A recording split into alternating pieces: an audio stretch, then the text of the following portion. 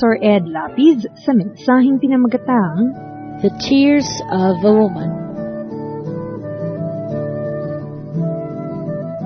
Ang buhay po ng bayang Israel ay pattern ng pagsunod sa Diyos, pagkalimot, pagsuway, tapos nagkakaroon sila ng mga kaparusahang tinatanggap, magkakaroon ng repentance, mapapatawad, marerestore, mamaya balik na naman sa dati nilang mga pagkakamali. The time of Samson was a time of difficulty for the people of Israel because the Israelites were being oppressed by the Philistines. And once more, it was the fault of the Israelites that this horrible state has befallen them. So the Lord was about to save His people from such oppression, and He sent an instrument called Samson. He was a Nazirite. Hindi pa man siya ipisinisilang, ay sinabi na ang dapat niyang gawin sa buhay. Hindi siya dapat na maggupit ng kanyang buhok, hindi siya dapat uminom ng anumang alak, hindi siya dapat na humipo ng anumang mga maruruming bagay, dahil yun ang identity ng mga Nazirites, people who were called by God from childhood, even from conception, unto a great mission in their life. So the boy was born, and he was speared by the Spirit of God. Ang pamagat ng pag-aaral natin ngayon, The Tears of a Woman, and other lessons from Samson. Dear God, thank you for restoring us. Thank you for keeping us safe. Thank you, Lord, for the safety that you have allowed us to enjoy. Salamat sa mga pag-iingat mo, sa mga kapatid naming naglakbay kung saan-saan, sa mga kapatid naming nanatili lang sa mga tahanan, subalit ganun pa man, pare-pareho kami nangangailangan ng pag-iingat nyo. Thank you, Lord, for the privilege of worship. You're victorious in our life today because we are worshiping you. Hindi po lahat ay nakapagpasya ng tama at hindi lahat ay nagwo-worship sa iyo ngayon. Merong mga nasa lugar na mga bisyo. May gumagawa ng mga masama. Meron sa mga hindi dapat puntahan. Subalit nagpapasalamat kami, Panginoon, sa iyong awa, sa iyong grasya. Narito kami, sumasamba sa iyo, doing the best thing, because what can be better than worshiping you? So we ask you, Father, let your presence be upon us. Let your favor be upon us. Favor us with wisdom, that we may understand and apply your words in our life.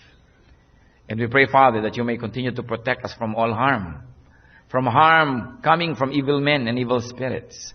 From malicious plans that may be hatched against your people today. All this we frustrate in the name of Jesus. And we place ourselves under your protective custody, under your care, under your love. Lord, you are our fortress, the tower we run to. And we ask you, protect us from harm coming from the outside and from that which comes from within our heart. Lead us unto greater godliness. Be our speaker. Restore us, Father. Forgive us our sins. And may your name be glorified in our midst. Lift us up to another level of spirituality where we can understand you more and be more like your Son, Jesus. We thank you, confident that you will ask this prayer as we ask, Lord, that you use your servant as your footstool, as a channel of your blessing, but be the source of all the good things. We praise you and thank you. In Jesus' mighty name. Amen. The Tears of a Woman. Judges 14, 1-4. Fully grown na po itong si Samson. Isa na siyang binata and apparently marriageable. Samson went down to Timnah and saw there a young Philistine woman. When he returned, he said to his father and mother, I have seen a Philistine woman in Timnah. Now get her for me as my wife. His father and mother replied, Isn't there an acceptable woman among your relatives or among all our people? Must you go to the uncircumcised Philistines to get a wife? But Samson said to his father, Get her for me. She is the right one for me. His parents did not know that this was from the Lord, who was seeking an occasion to confront the Philistines. For at that time, they were ruling over Israel. And may the Lord bless us as we journey through this colorful life of Samson. So Samson, the hero to be, grew to be a man. Saw a Philistine woman and asked his parents to get her for his bride. Ito ang kaugalian noon na ang mga magulang ang kumakausap sa mga magulang ng babae at sila ang nakikipagkasundo para sa kasalan. The parents objected because the woman was pagan. Bawal na bawal yun. Sabi sa Deuteronomy 7:1 and 3, at iba pa mga verses actually. When the Lord your God brings you into the land you are entering to possess and drives out before you many nations, the Hittites, Girgashites, Amorites, Canaanites, and Perizzites, Hivites, and Jebusites, 7 nations larger and stronger than you, do not intermarry with them. Do not give your daughters to their sons or take their daughters for your sons. At inulit pa ito sa Exodus chapter 34, Judges chapter 3, etc. But Samson insisted. Nagtaka ang mga magulang, kinakapos ba ng kababaihan ng ating bayan para ikaw'y humanap pa ng mapapangasawa doon sa lahi ng mga kalaban natin? Pero sabi ni Samson, siya ang nararapat para sa akin. And this statement that says, she's the right one for me, the Hebrew equivalent is, he did as he saw fit. Siya ang nasunod, and this was going to be a recurrent theme in the life of Samson. Siya ang nasusunod sa buhay niya, at hindi yung sinasabi ng mga magulang o sinasabi ng kanilang kaugalian. But unknown to his parents and to himself, that impulse to marry this foreign woman was from the Lord. Ang Panginoon pala ang nagtanim sa puso ni Samson na hangarin na mapangasawa itong babaeng ito. Dahil may plano ang Diyos. Balak niyang guluhin ang relasyon ng mga Israelites at mga Philistines sa pamamagitan ng kasalan na ito. Sapagkat ang mga Philistines at Israelites ay sobrang na yatang nagkapalagayang loob. Nalimot na ng mga Israelites ang utos sa kanila ng Diyos na huwag kayong makipagmabutihan sa mga taong yan, huwag kayong makikipagpakasal sa kanila. Ang dami-dami ng intermarriages na nangyayari, hindi nakakaiba. At sapagkat nagpakalapalagayang loob na ito, ang Diyos ngayon ang gagawa ng paraan para sila mag-away dahil ayaw ng Diyos na ang kanyang mga anak na Israelite ay nakikipagmabutihan dito sa mga pagan people dahil alam niya, in the end, ang mahahawa itong mga Israelites at sila ang madadala sa idolatry. What are the lessons initially? That the Lord's will is above and beyond the comprehension of men. That the Lord's will is beyond His own natural decrees or situational law and decrees. Merong ipinagbabawal ang Panginoon na huwag kayong makikipagmabutihan, huwag magpapakasal sa lahing yan. Pero bakit siya ang naglagay kay Samson noong hangarin na magpakasal? Dahil merong i-accomplish ang Panginoon na isang very specific mission, a very, very noble aim that was higher than his prohibition. So the Lord caused Samson to want the woman for his bride. Alam niyo naman ang Panginoon, may sariling isip.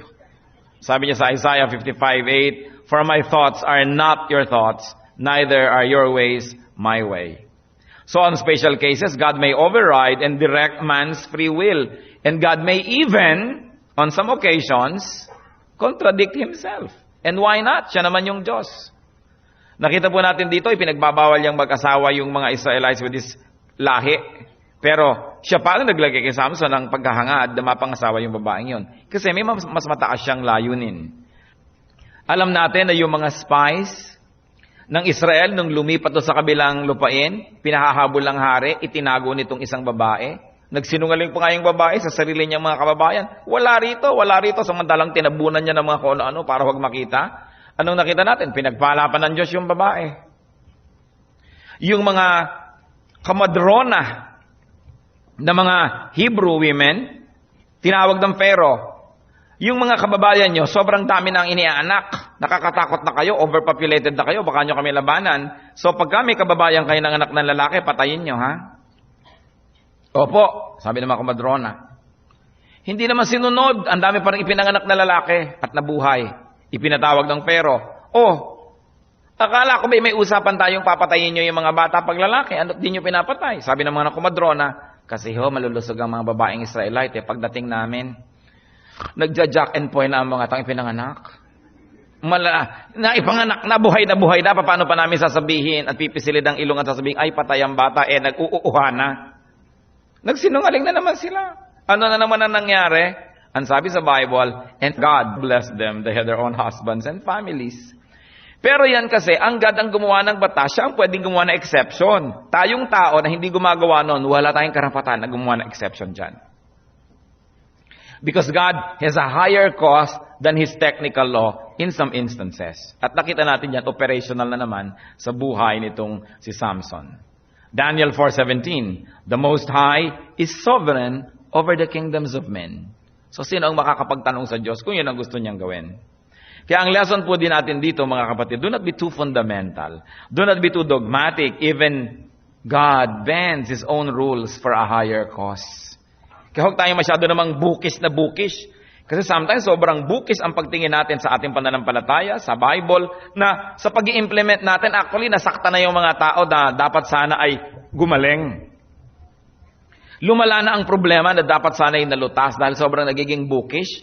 And sometimes we have poor scholarship. Akala natin ganun yung sinasabi ng Bible, ganun yung interpretation.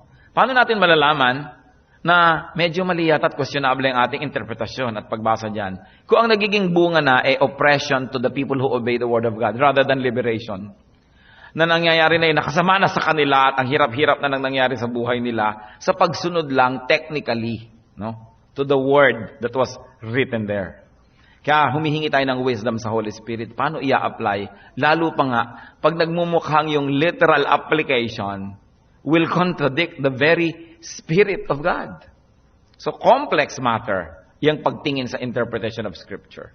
Salamat na lang, konting-konting mga bagay lang ang dapat dumating at pwedeng dumating sa ganong uri ng kalituhan ng mga tao. Because nearly everything else is very clear and very explicit. But do not be too dogmatic, especially about your own interpretation. Because your interpretation doesn't necessarily mean that it is what the Bible means. So pag nagiging oppressive tayo, nakakapang-api na tayo, hindi na tayo nakakapagpagaling ng mga sakit ng mga tao, dapat tayo mag-isip, tama ba ang pag-a-apply ko ng Word of God? Another lesson we can learn is that when God's people do not wage war against God's enemy, God can stir up trouble to put His people at war. O halimbawa, may kalaguyo kayo. Sobrang na kayo nagkapalagayan ng loob, nagkahulihan ng loob, at nahulog ang loob. No? Ano nangyayari? Kung kayo ay anak ng Diyos, ang Diyos na ngayon ang pwedeng lumikha ng gulo para magkaroon kayo ng misunderstanding, para kayo magkaroon ng away, at nang mapahiwalay ka, dahil kahit napanatag na ang loob mo sa Kanya, ay ayaw pa rin ng Panginoon na patuloy kang mabubuhay sa kasalanan. Kaya kung meron na tayong halimbawang partnership with evil, partnership with sin and sinners, partnership with a sinful enterprise, tapos nakikita natin things are beginning to go wrong, it can be the hand of God. Kasi kung sobrang ng peaceful ang relationship with the enemy, tulad ng kay Samson, pwedeng guluhin niya ng Diyos para mapilitan kang umalis doon. When you make peace with sinners, when you befriend sinners or partner with sinners, God can cause trouble between you and the partner to extract you from the unholy alliance. Kaya even that should be thank God for. Dapat we should be thankful for that. Na things are going wrong, pero sabi mo, but to begin with, hindi naman talaga ako dapat nakikipag-partner sa mga ito. So, Diyos na marahil lang kumikilos talaga dahil kung ako lang ang masusunod, hindi ko na iibahin pa ang aming magandang pagpapalagayan. Kaya importanteng sensitive tayo to events. Judges 14:5-9, as we keep on reading. Samson went down to Timnah together with his father and mother. As they approached the vineyards of Timnah, suddenly a young lion came roaring toward him. The Spirit of the Lord came upon him in power, so that he tore the lion apart with his bare hands, as he might have torn a young goat. But he told neither his father nor his mother what he had done. Then he went down and talked with the woman, and he liked her. Some time later, when he went back to marry her, he turned aside to look at the lion's carcass. In it was a swarm of bees and some honey, which he scooped out with his hands and ate as he went along. When he joined his parents, he gave them some, and they too ate it. But he did not tell them that he had taken the honey from the lion's carcass. Hindi pa si Delilah ang pinag-uusapan natin. Ibang babae ito. Mamaya pa, susulpot si Delilah sa storya. So, namanhika na sila Samson, and on the way, Samson was attacked by a lion. Apparently, hindi sila lagi magkadikit doon sa kanilang paglalakbay patungo doon sa bayan ng babae. Dahil nung inattack si Samson ng leon, hindi naalaman ng kanyang mga magulang.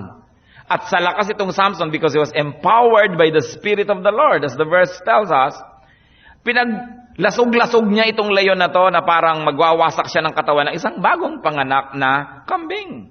Kayang-kaya niya yung leon. Bare hands. Pero hindi niya sinabi sa mga magulang niya ang nangyari. Baka sabihin ng mga magulang, sabi ko na nga ba sa'yo, hindi tayo dapat nagpupunta dito, bla bla bla bla bla. Hindi niya sinabi. And arrangements were made for the wedding. Later on the following year, bumalik si Samson sa Timnah for the wedding details. Alam niyo, mahaba ang seremonya niyo ng makasal-kasalan. Makikipag-usap, dadaan pa ang panahon, pagkatapos magkakaroon pa ng betrothal, kung ano-ano pa. Ngayon, sa panahon na yon, bumalik si Samson. At sabi niya, matingnan nga kung anong nangyari sa kalansay ng leon na pinagdurug-durug ko dito. Nung siya'y bumalik na, almost 1 year later. So, ininspeksyon niya yung kalansay ng leon at nakita niya na doon sa pagitan ng mga buto, may tumira ng mga bubuyog at gumawa ng bahay doon at may naipon na sila ng mga pulot-pokyutan. There was already honey and there was a honeycomb. So ang ginawa nitong si Samson, kinuha niya yung honey, sinalok niya ng kamay niya mula doon sa kalansay at kinain niya sa daan, pinapak-papak. At pagdating niya sa mga magulang, pinakain din niya. Nagkain din naman ng matatanda. Sabi ko, ang tamis, ang sarap. But that was forbidden. Leviticus 11 is very clear that Samson should have not taken it because he should not have touched the skeleton of a dead animal. Siyempre, wala namang skeleton yung buhay na hayop. No? The point is, hindi niya dapat hinawakan yung bangkay na yun. Kay buto yun, kay ano yun. Bawal. Lalo pangat Nazirite siya. What lesson so far can we gather from the reading? First of all, that the Spirit of the Lord empowers humans. Hindi natalo ni Samson yung leon dahil siya ay si Samson, kundi dahil kinasihan siya ng Espiritu ng Diyos. Ang mga tunay na malalakas ay malalakas hindi dahil sa kanilang sarili, kundi dahil sa Espiritu ng Diyos. And God's Spirit enables men to transcend human limitations. Napakahalaga yung presence ng God na nakikipisa ng Espiritu ng Diyos sa taong ito kaya siya malakas, kaya siya may nagagawa, kaya siya may na-accomplish. And of course, it is important for us to support and follow a man whom God empowers with His Spirit. Kaya sa kalabanin mo yon, kakalabanin mo ang Diyos, sumunod ka't umayon at tumulong doon sa kinakasihan ng Espiritu ng Diyos. Katulad nung panahon nila Peter, pinigil sila ng mga makapangyarihang lalaki sa kanilang bayan na mag-preach in the name of Jesus. At sabi ni Gamaliel, wag natin silang pigilin. Kasi kung ang kanilang ginagawa ay hindi galing sa Diyos, mamamatay ng kusay ang kanilang kilusan na yan. Pero kung ang ginagawa nila ay galing sa Diyos, sabi niya, tayo ngayon ang kakalaban sa Diyos mismo. Dahil kinakalaban natin yung ginagamit niyang mga taong yan. Kaya wag. Huwag nating salungatin because we might find ourselves fighting God Himself. So it's important at kung tayo na may susunod, titingnan man lang natin kung sinusundan natin, sumusunod ba't empowered ba by the power of the Spirit of God? O baka naman kung anong Espiritu ang nandyan, susunod-sunod tayo. Kita nyo yung mga sumunod sa mga pinuno ng Espiritu ng alak, ano nangyari? Kaya chinecheck natin ang lahat. Meron pa pong lesson, lalo sa mga anak. It is not good to keep dark secrets from our parents, from our elders, from our superiors. Sabi, anak, saan galing yung kinakain mong honey? Diyan lang ho. Hindi niya sinabi na kinuha niya doon sa kalansay, doon tumubo yung honey na yon. Sana napigil siya ng mga magulang niya. Kaya may naglihim din sa panahon ni Joshua ng kanyang gawang kasinungalingan. Pinaamin yon. Joshua 7:19, Joshua said to Achan, my son, tell me what you have done. Do not hide it from me. Makinig kayo, mga kapatid, lalo mga kabataan. Halos lahat ng kabataang napariwara, naglihim sa magulang. Naglihim. Nakakalimang nobyo na pala, wala pang kamalay-malay ang magulang. Kung saan-saan na pala nag-overnight, uma-absent pala sa eskwela at kung saan-saan sumusuot during the day. Hinuhubad pa ang uniform sa toilet ng mall. Magpapalit ng damit, magpapakalat-kalat at pag-uwi, isusuot na ang uniform uli. Sabi naman ng nanay, napakanit ng anak ko, hindi malang naklukot ang uniform. Paano hindi na maisunuot maghapon? No? Magla-library po ako, magaganito ako, naglilihim. Kaya mga anak, hindi dapat mapaglihim sa magulang sapagkat alam nyo, kung may problema kayo, kung meron kayong pag-ibig, kung meron kayong suliranin, sabihin nyo sa magulang nyo kasi sila ang kauna-unahan at kahuli-hulihang tutulong sa inyo mula una hanggang dulo sila. Hindi yung pag ang laki-laki na ng problema at saka palang sasabihin sa magulang. Nanay, pregnant po ako. Ha? Gano'ng katagal na? 10 months na po. Hindi ko nahalata. Kung kailan huling-huli na at saka palang sasabihin. Nagda-drugs yung pala, naibenta na ang lahat. Kung ano na nangyari kada drugs, saka palang mababalitaan ng magulang. Mga anak, kung may problema kayo, kahit na sa palagay nyo, magagalit ang magulang nyo, sabihin nyo. Kasi sila pa rin ang tutulong sa inyo, walang iba. At kung malalaman naman nila, 3 years from now, magagalit din yun eh. Ngayon na lang, para bukas, tapos na yung galit niya.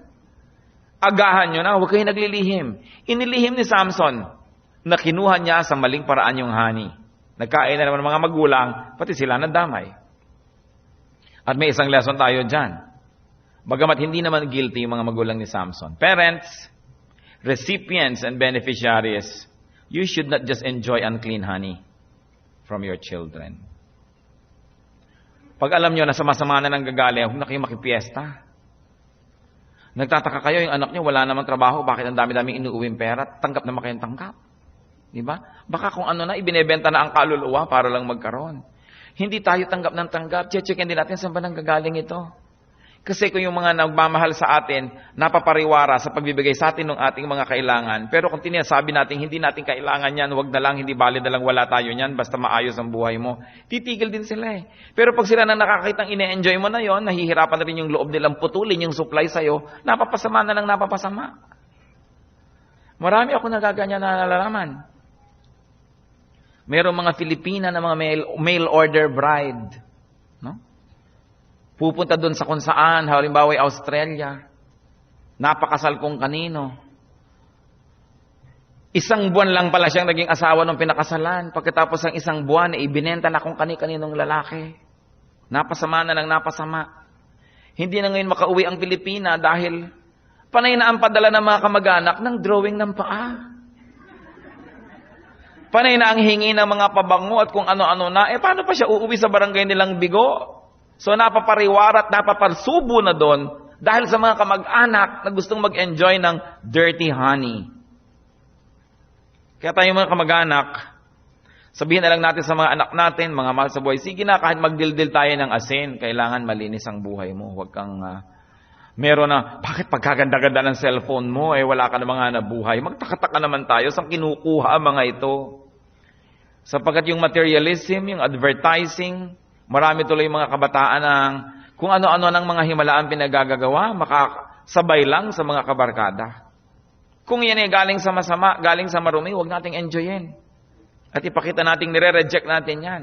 So that they will be encouraged to live upright lives. Although we may be wanting in some areas of our life, but our spirit is one with the Lord. At pag ganun tayo, gaano katagal yan, darating din ang blessing ng Panginoon. Ikinalulungkot ko talaga na napakaraming mga magulang din ang sila na yung nagtutulak sa anak nila para mapasama. Meron pa akong kilala, magandang bata, abay pinipilit ng ina na mag-prostitute. Yung ina ang pumipilit. Ibig-ibig kong barilin sa luneta. Itong inang ito. Sabi kasi ng bata, Pastor, di po ba, sabi sa Bible, maging masunurin sa magulang. Sabi ko, exemption na yan. Dahil pinapapunta ka na niya sa impyerno, magiging masunurin ka pa. Kailangan niya matuto kang tumanggi. Huwag mong gawin yan. Honey that came from a carcass eaten by parents. Sisiyasatin natin yan. Judges 14:10-15 as we continue reading. Now his father went down to see the woman, and Samson made a feast there, as was customary for bridegrooms. When he appeared, he was given 30 companions. Let me tell you a riddle, Samson said to them. If you can give me the answer within the 7 days of the feast, I will give you 30 linen garments and 30 sets of clothes. If you can't tell me the answer, you must give me 30 linen garments and 30 sets of clothes. Tell us your riddle, they said. Let's hear it. He replied, out of the eater, something to eat. Out of the strong, something sweet. For 3 days, they could not give the answer. On the 4th day, they said to Samson's wife, coax your husband into explaining the riddle for us, or we will burn you and your father's household to death. Did you invite us here to rob us? Yan. Bilang kasama doon sa pista ng kasalan, si Samson ay nagbigay ng handaan na 7 araw ang itinagal. Ang mga Philistines, binigyan siya ng kasamang 30 lalaki, as was the custom, at sila yung nadun 7 araw na nagpipista. Marahil, itong si Samson ay nakiinom-inom, nakitikim-tikim, ng konti-konti lang, at nung malagihay na siya at amoy chiko, nakipaglaro na, at nagbugtong. Sabi, magbubugtong ako sa inyo, pag nasagot nyo, bibigyan ko kayo ng 30 set ng damit. Pag di nyo nasagot, ako bibigyan nyo. Ito yung mga usapang lasing hindi ba? So Samson gave a riddle. Alam niyo na ba yung sagot sa riddle?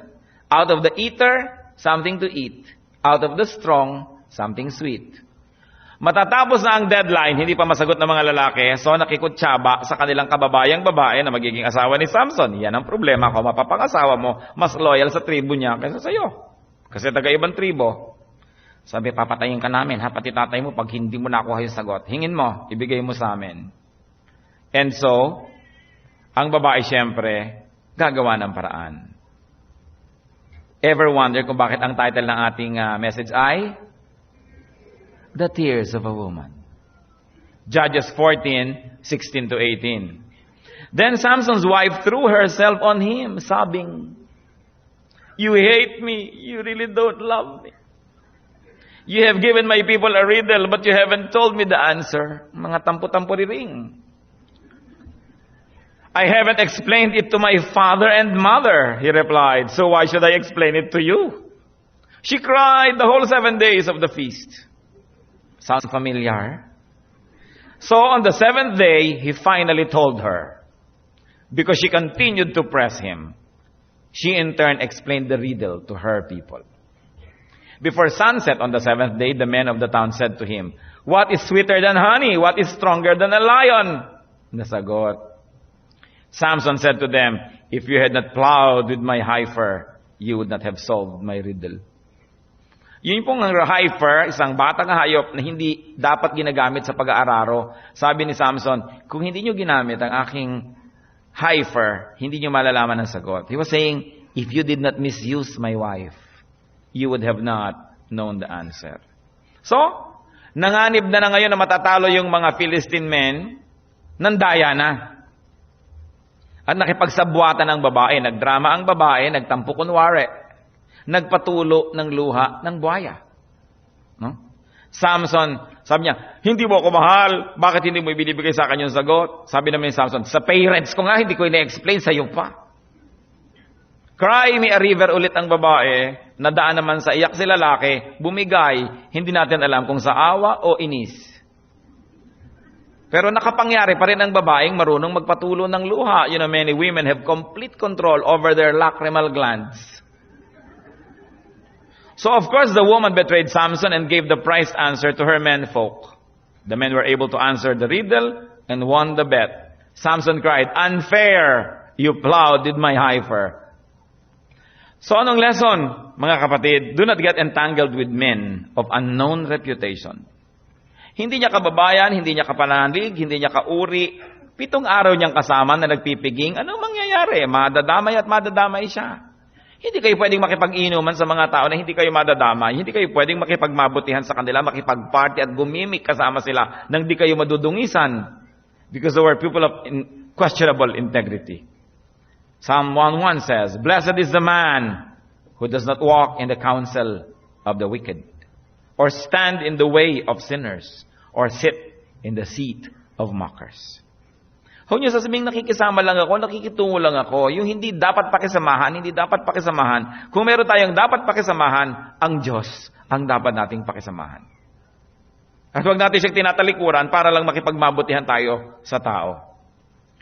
Another lesson, of course, is do not easily fall for a woman's tears. Lalo't hindi nyo kilala ang babae, hindi nyo alam ang ugali, hindi mo alam ang kanya talagang pagkatao, huwag kayong madaling madala sa kanyang mga paghikayat, sa kanyang mga bulong, mga hikbi, mga pagtatampo-tampo, mga drama, dahil lahat yan ay manipulation.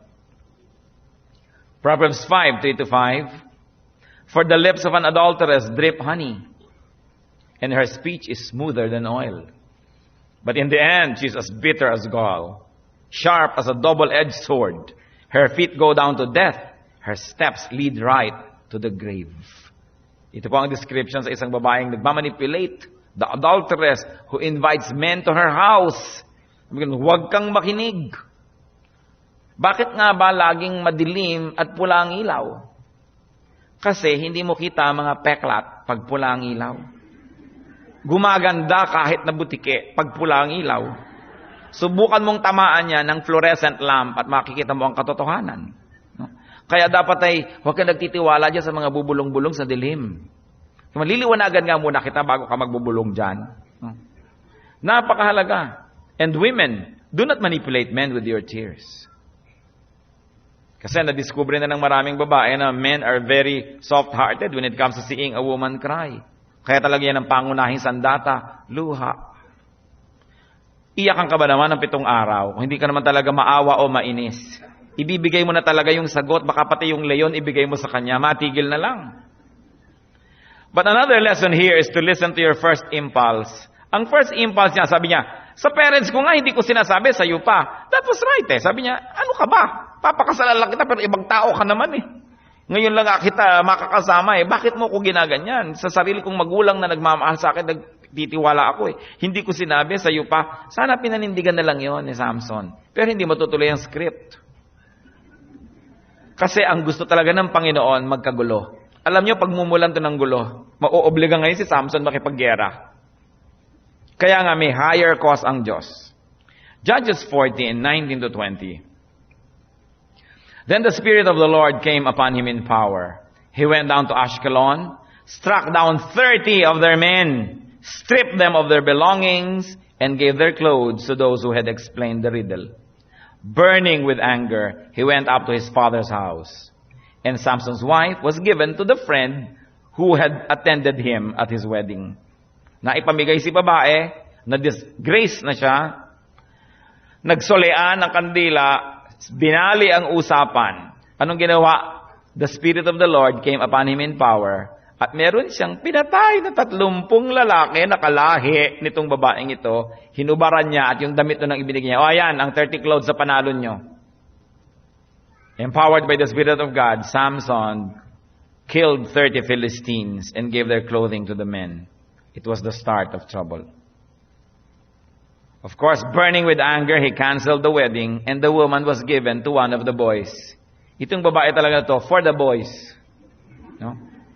So ang nangyari, at ang lesson natin, deceitful people reap what they sow. The Philistines won. They gained 30 sets of clothing, but they lost the men who were originally wearing those clothing. So talo rin sila in the end, and then they caused one of their women to be disgraced. Yung bride-to-be naman, Samson na, naging bato pa. Everybody is a loser. And of course, among the many other things we can learn, I'll stop at this. Do not just entrust secrets to others. Huwag masyadong mapagtiwala kung sikreto. Mark 4:11. Even the secret of the kingdom of God has been given to you, but to those on the outside, everything is said in parables. So maging si Lord, yung highest and purest teachings, hindi niya ibinibigay lahat kahit kanino na lang, pinaparabol niya. Para yung mga honest, susunod-sunod sa kanya, ano po ba ibig sabihin ng parable? Ipapaliwanag ngayon niya. Yung mga nagdudunong-dunungan at mga marurunong, hindi nagpanggap na hindi nila naintindihan yung message, hindi na nila nalaman ang tunay na kahulugan. Sa Matthew 7:6, sinabi diyan, do not throw your pearls to pigs, lest they trample upon it, turn back, and attack you. Yung baboy, bigyan mo ng perlas, magagalit, dudurugin niya yung perlas, at kung pwede kanyang susugurin kanya. Kasi sa kanya walang kwenta ang perlas. Ang gusto ng baboy ay kaning baboy. So, hindi ka nagbibigay ng matataas na bagay sa mga napakabababang utak. Hindi ka maiintindihan. Hindi ka nagtitiwala kung kanino na lamang. The Bible is full of these examples. Kailangan sinusuri kung sino ang pinagtitiwalaan. Other lessons, of course, that we can learn is that parents should not just give in to their children's ungodly whims. In this case, it's exceptional. It really had to happen because God ordained it. But in ordinary cases, dapat hindi mo sinusunod yung anak kung mali ang gusto. Katulad doon, gusto magpakasal sa ipinagbabawal ng Diyos, sinunod pa rin nila, gulo tuloy nangyari. Proverbs 22:15, folly is bound up in the heart of a child, but the rod of discipline will drive it far from him. Marami raw na mga kahangalan na nasa bata, pero yung pamalo nyo ang maglalayo sa kanya, sa mga kahangalan na yun. Kailangan merong disiplina. And to repeat, parents should not enjoy things that children give them without checking its source. Kailangan sabihin mo na, i-encourage mo, kahit mahirap tayo, kahit hindi tayo luxurious, basta tayo matuwid. And young people are to be careful about what they feel and think is right for them, and about keeping secrets from their parents.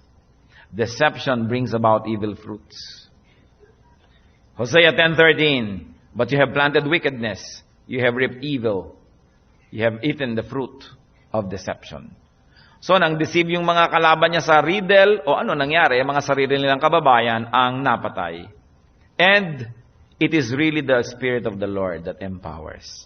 Not by might, nor by power, but by my Spirit, says the Lord. One of the things we should remember is that God is sovereign, and He can actively participate in man's day-to-day life. And God's people are to remember and stand by their identity.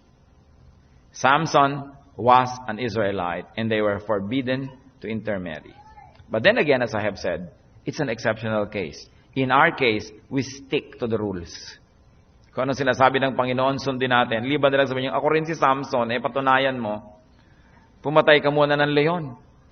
Ngayon, kung hindi, obey the rules. No? And just stick to the rules. Anong description sa mga anak ng Diyos? 1 Peter 2:9, but you are a chosen people, a royal priesthood, a holy nation, a people belonging to God, that you may declare the praises of Him who called you out of darkness into His marvelous light. Remember who you are, and make sure your thoughts, your decisions, and your actions fit your godly identity. Lumagay tayo sa lugar ng mga anak ng Diyos. Huwag tayong gumagawa ng hindi bagay sa ating kasarinlan, sa ating sarili, at sa ating pagkatao bilang anak ng Diyos. Ano pa po ang mga lessons na pwede nating matutunan dyan kay Samson? Dear God, we ask you for wisdom. Naniniwala kami itong mga storyang to hindi lang nasulat para sa history and for history's sake. But this is current events for us. That the ideas are so universal that they apply even to our life today. We pray, Lord, that you will give us wisdom to understand your personal message. Ano po ba ang mga hindi namin dapat gawin dahil ito'y napag-aralan namin? Ano ang dapat namin gawin dahil nga napag-aralan namin ito?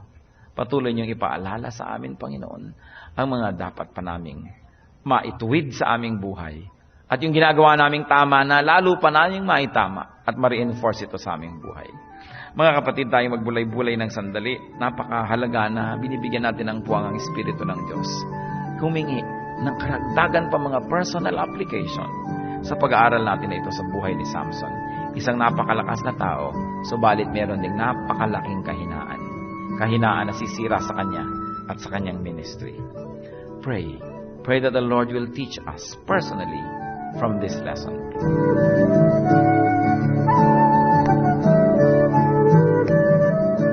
Ang katatapos pong mensahe ni Pastor Ed Lapiz ay pinamagatang The Tears of a Woman.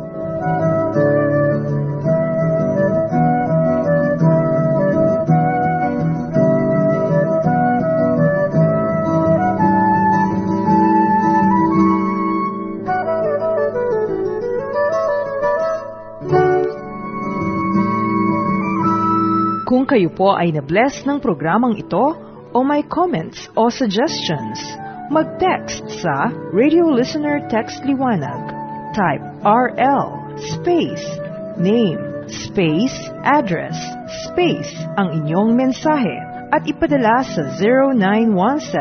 0917-549-2624.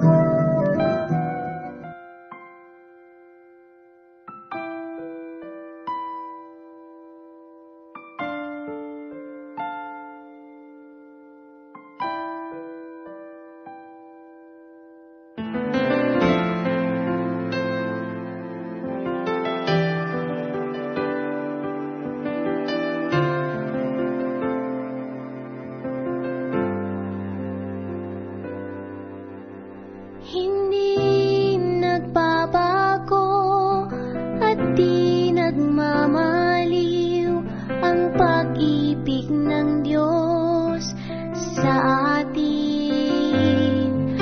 Kaniyang pagmamahal hindi nagwawakas, kay Kristo tayo